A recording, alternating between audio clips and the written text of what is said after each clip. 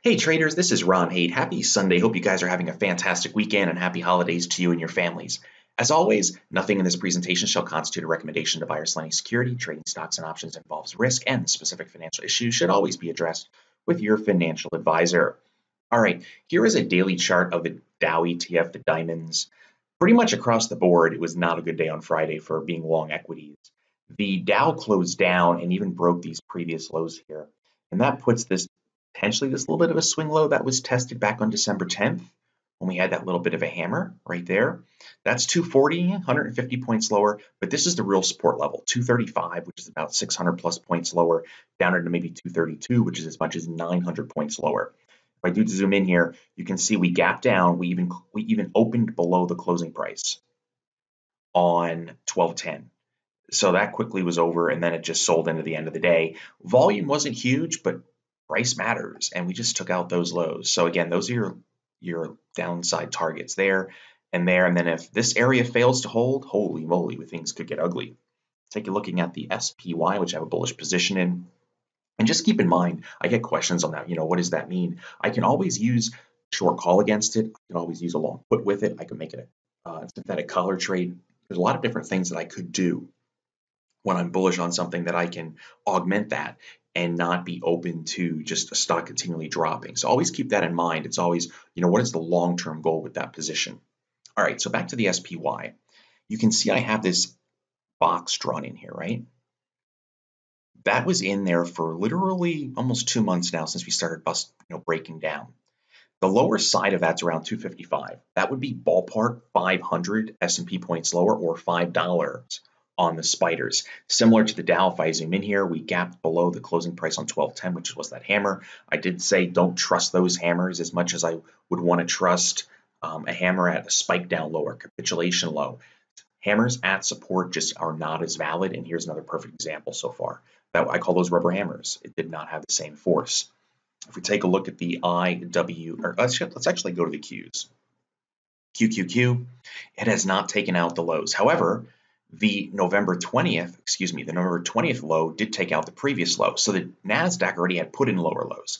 Right now it's still at higher lows, albeit barely, but keep an eye on that closing price, which is 159.16. Again, rounded off to 159 on the Qs. We get below that, then we start coming down here to some of these other spike down lows, or otherwise called swing lows. IWM, the Russell 2000, it's just ugly. It is not good if you are trading bullish on the IWM. We've taken out the lows from February. The next major low is all the way down here around 132, 133, which goes back to August of 2017. Not this August, 2 Augusts ago.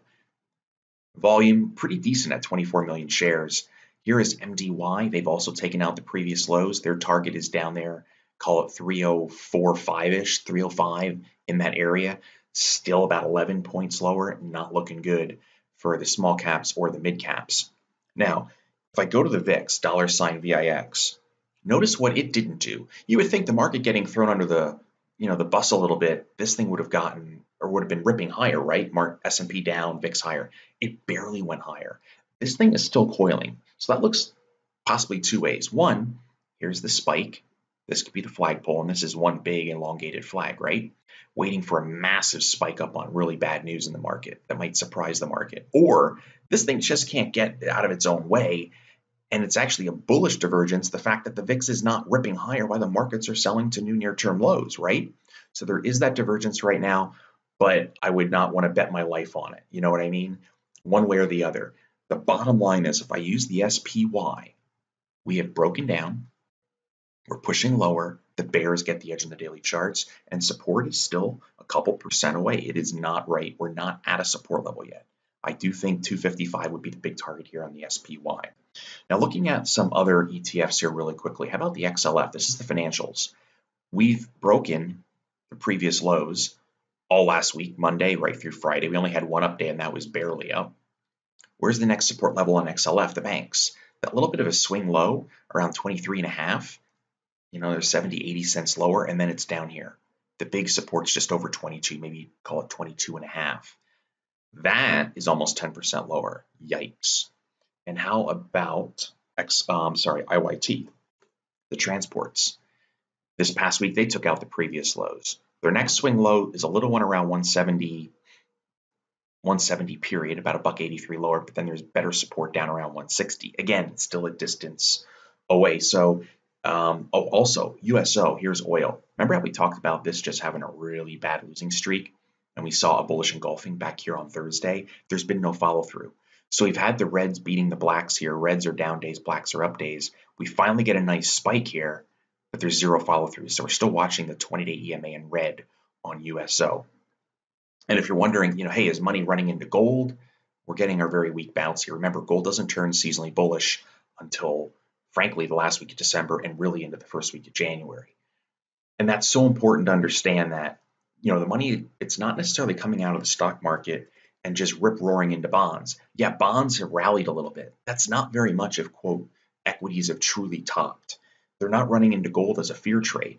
So in my opinion, it's just going into cash. So if you're wondering about gold specifically, which is a great tie-in to seasonality, gold's rallying, yes. If I zoom in here, we can see black bars coming in, but it's not making any real headway, right? It's only up $5 from its lows. That's not $4.50 from its lows. It's not very much at all. However, like I said earlier, watch the last week of December, first week of January. If you go back and do 5 years in a row, GLD has rallied. So personally, I'm watching it. I'm not willing to jump in just yet. So definitely keep an eye on GLD from a seasonality perspective. And how about Adobe? I had some questions on this, and Adobe's earnings report closed the day. Had a really, really bad day, one of the biggest losers of the day on Friday, and it was on earnings. If you go back, watch this, and this is so important. Let me go 5-year daily on Adobe. Super duper important. If I go back here to 2016, this was when the president was elected. We had a one-day pop. Now, if you compare that to the SPY back then, 2016, watch. Market rips into January, right? Goes from the S&P at that time was, call it 200 up to 220, literally a 10% rise. Now go back to Adobe. And look what Adobe did. The one-day pop right there, and then it drifted lower, and it had the earnings report here in December, big bearish engulfing, and does nothing. This is how important understanding how seasonality plays into other stocks. Some stocks, no matter what goes on, they go nowhere. They go down, they go up, and you're like, why isn't the news really worth something? And the answer is it's because the big money did not care yet. So when someone says to you, in my opinion, earnings matter, I would say earnings matter only ... if the big money cares.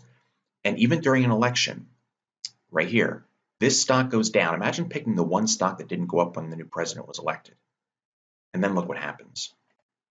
The stock goes absolutely bonkers, and it rips higher. Well, what didn't matter in November or December, excuse me, that all of a sudden mattered in January? Big money didn't care. Look how all of a sudden the volume picks up. Now the big money is caring. So again, stocks, and I'm sure you guys have seen it, have amazing earnings reports, have really crappy earnings reports, and they do the opposite, or they do nothing, and it's a head scratcher. And then a couple weeks later, magically everyone cares. That's Adobe. Go back to this past year. Where is it? Right here. Look, December, here's the earnings report. Stock goes nowhere. January, stock goes on a run. So if you knew that 2 years in a row, you wouldn't have been shocked and wouldn't have been caught in the Adobe downdraft. In fact, you wouldn't have been caught in the downdraft potentially over here either, because you knew that December and November are not good months for Adobe. It's no shock this stock doesn't go higher, which is why I think it is absolutely imperative that you attend this next event. I did an event on Friday with seasonality, and you guys are aware of it. And we hit maximum registration, and some folks got locked out. I'm going to do a second chance this Wednesday right before the holidays, so not on Friday when I typically do it. Please use the link at the bottom of the video and register ASAP. Again, there's a 500 cap limit. Nobody can get in after that.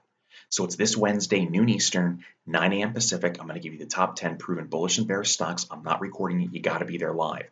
So please go ahead and register. You won't be disappointed. Within the first 5 minutes of going live, I will show you the top 10 bullish and bearish stocks based on the stock's own historical track record, which is our secret weapon. This is exactly what the institutions are aware of and know of, because the big money is what drives these stocks higher and lower, period.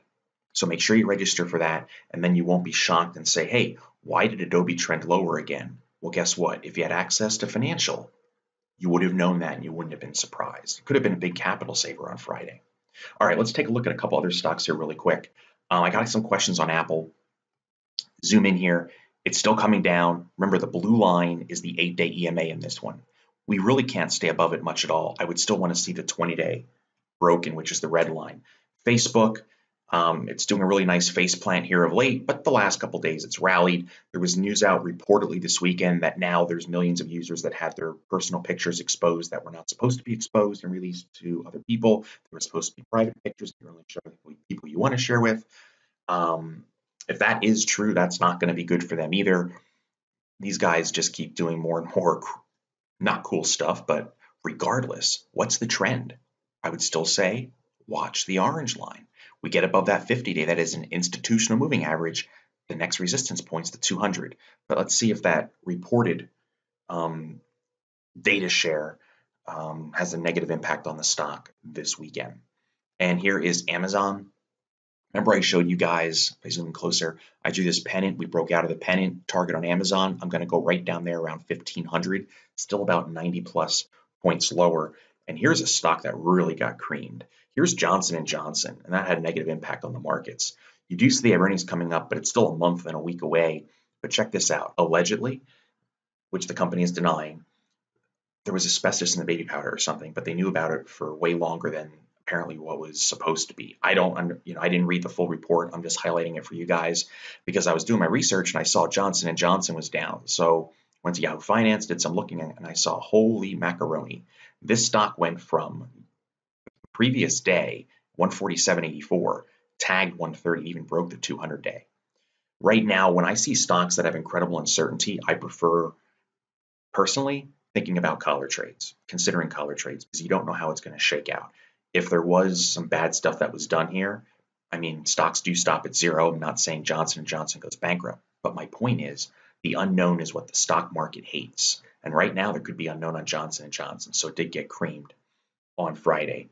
And just talking about one more stock here is Tesla, about just pure craziness.